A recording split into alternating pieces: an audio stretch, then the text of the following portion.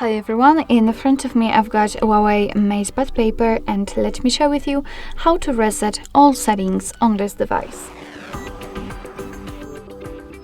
So first of all, we have to enter the settings, which are right here, and then let's scroll down to find System and Updates.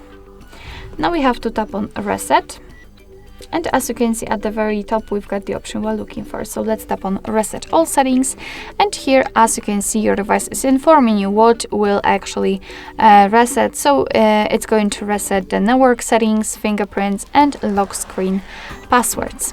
So if you already just tap on Reset All Settings, if you've got any kind of screen lock, then enter it in order to confirm the whole step, of course. And here we've got also the information that this operation cannot be undone. So let's tap on Reset All Settings at the very bottom here. And we just have to wait until it will be reset. And basically that's all. This is how to reset all settings in your Huawei Matepad Paper. Thank you so much for watching. I hope that this video was helpful, and if it was, please hit the subscribe button and leave the thumbs up.